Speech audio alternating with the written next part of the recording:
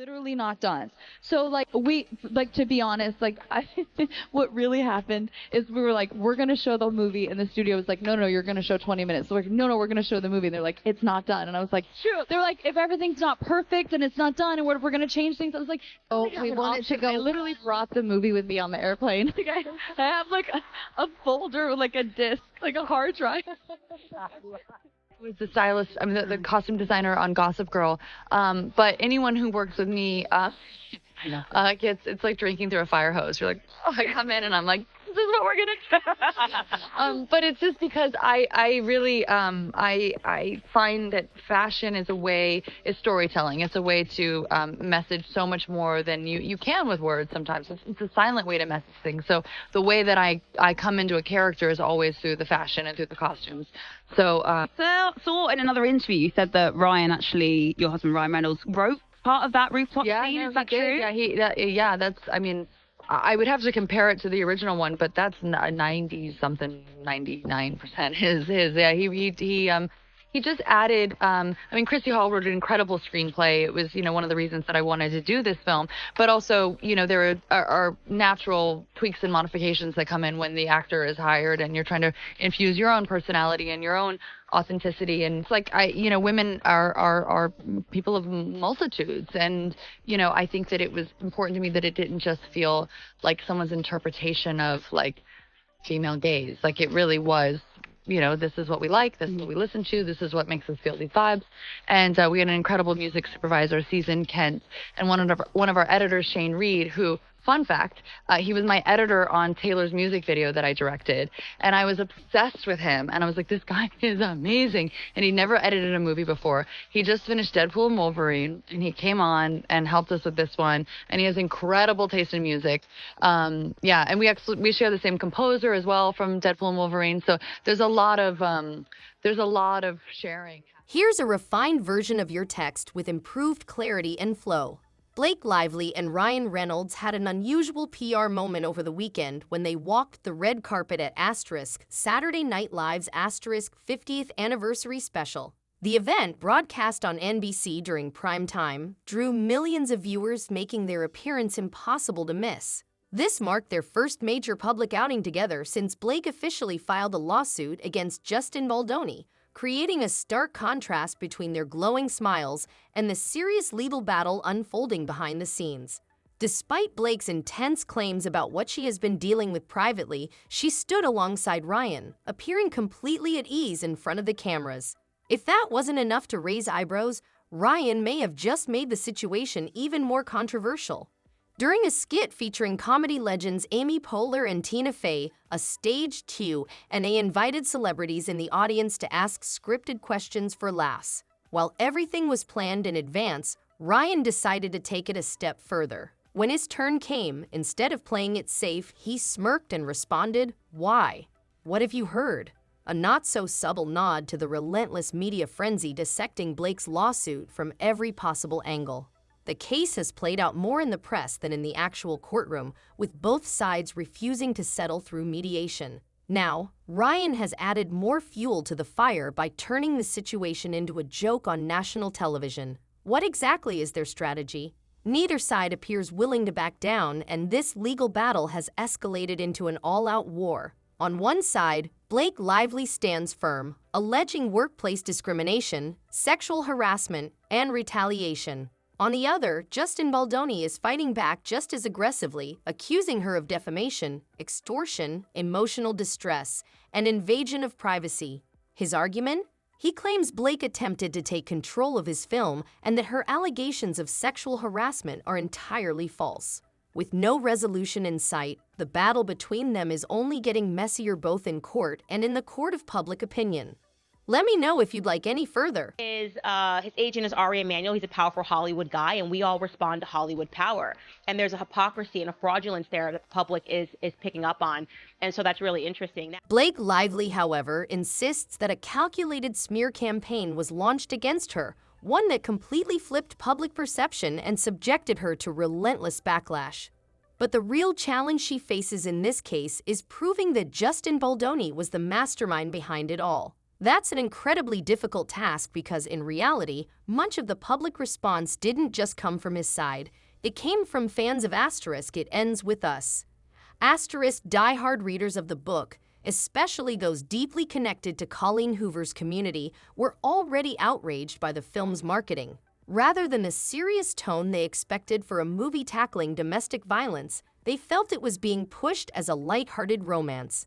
Then Blake's own branding decisions only intensified the controversy. Rather than keeping the focus on the film's message, she simultaneously promoted her personal ventures, her alcohol brand, her newly launched hair care line, all while sitting for interviews meant to highlight the film. That's where the backlash truly exploded. Many pointed out the glaring contradiction. How could she promote a movie centered around domestic violence while also advertising alcohol, given the undeniable link between substance-fueled fights and domestic abuse? Blake, of course, maintains that she was simply following Sony's marketing plan. But here's the twist.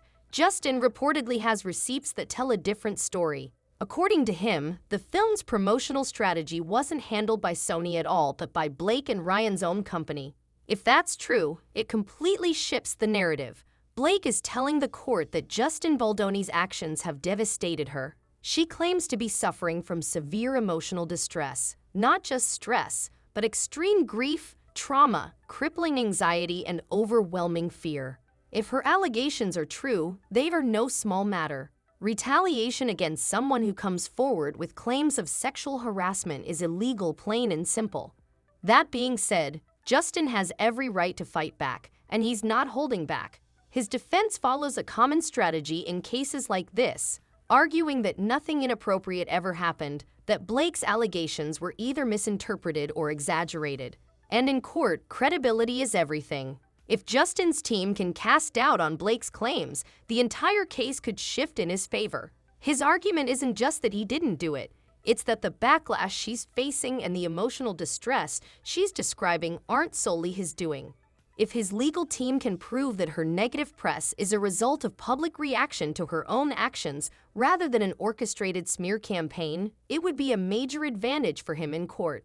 This version improves readability, strengthens the argument flow, and makes the stakes of the case clearer. Let me know if you'd like any further refinements. A serial fraudster due to the fact that she seems like a rather person. Does a better job, in my opinion, of providing receipts and showing full context. He really sees it. And here's the cold truth: if even a portion of the backlash against Blake is deemed organic, meaning it arose naturally from the public rather than being part of a targeted attack, she could lose this case.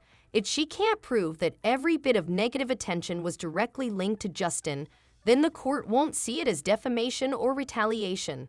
Even worse, if his legal team successfully argues that her own public behavior, whether through media appearances, marketing choices, or self-promotion, contributed to the controversy, she could legally be held responsible for her own emotional distress. And that's exactly the defense Justin Baldoni's legal team is pushing. They are outright denying that any retaliation or orchestrated smear campaign took place. Instead, they claim they simply assembled a team to defend Justin against allegations they knew were coming. His stance from the very beginning, that Blake's claims are completely false. Meanwhile, Blake remains firm, insisting that everything she's endured is real, that the distress has been so overwhelming it has completely upended her life. But here's where things get messy. Why is this past weekend's public appearance such a big deal? Because if someone is truly suffering from severe emotional distress, battling anxiety, fear, trauma, and grief, the last thing they do is joke about it. Or worse, sit quietly while their husband turns it into a punchline on national television. Yet that's exactly what happened. In front of millions of viewers, Ryan Reynolds casually cracked a joke about the entire situation. When asked how things were going, he smirked and responded, "Why? What have you heard?" A direct nod to the controversy surrounding Blake's lawsuit. The audience laughed. Ryan played it off as lighthearted, but the damage was done. And Blake? She sat there, fully aware that her husband had a mic on and was about to say something. She may not have known the exact words, but she definitely knew he was part of a planned skit. Every second of an SNL anniversary special is carefully scripted. Nothing happens spontaneously. They chose to be part of this moment. So now the question becomes, how did she explain this to a court? If she's in the middle of a legal battle claiming her life has been shattered by emotional distress, why would she willingly participate in a primetime NBC special, broadcast to millions, and be part of a moment that openly mocked the seriousness of her own case? That kind of contradiction could change everything. Justin Baldoni's lawyers are undoubtedly going to seize on this moment and use it to their advantage, and honestly, they'd be foolish not to. Here's why. A key component of Justin's lawsuit is the claim that Blake is the one orchestrating a smear campaign against him. He alleges that she used her power, influence, and high-profile connections to intimidate him, attempting to wrest control of the film she never owned, had no rights to, and ultimately wanted a sequel for. And according to him, she wasn't acting alone. She was leveraging her husband and their inner circle of Hollywood elites to get exactly what she wanted. Now take that claim and stack it against what just happened. Blake and Ryan walking the SNL red carpet, making a spectacle of themselves on national television. This wasn't some minor, easily overlooked event. It was broadcast to millions, and in the court of law and the court of public opinion, that could make all the difference. This version improves readability, sharpens the legal stakes, and enhances the dramatic tension. Let me know if you want any further adjustments. It just seemed like I'm just there to be the actor and ready to get the day. I wouldn't reveal that I actually need to have authorship in order to feel fulfilled. So I think that for them, sometimes that might have felt like a rug pull, because you're trying to assert yourself into something that we didn't hire you to do.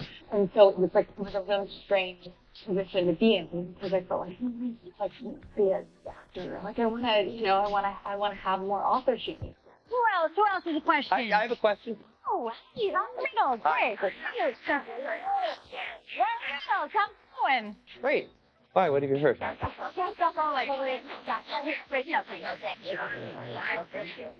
And they certainly aren't going to sit front and center at a nationally televised event, laughing along as their husband turns the controversy into a joke. This wasn't a pre-recorded segment she could later claim to have been unaware of. It was live, in front of millions, and she was fully present for it. Not only that, but after the show, Blake and Ryan were seen mingling with Hollywood's elite, interacting with other celebrities as if nothing was wrong. And yet she's arguing that her reputation has been destroyed, that she's been so discredited and smeared that she's suffering from unbearable fear and anxiety. Let's talk optics, because this is a bad look. She wasn't just at any event. She was seated right in front of Steven Spielberg and Kevin Costner, two of the most legendary names in Hollywood. How much more A-list can you get? If she was truly blacklisted, if she was truly ruined, would she be at an exclusive industry event surrounded by the most powerful figures in entertainment? And that's exactly what Justin's legal team is going to latch onto.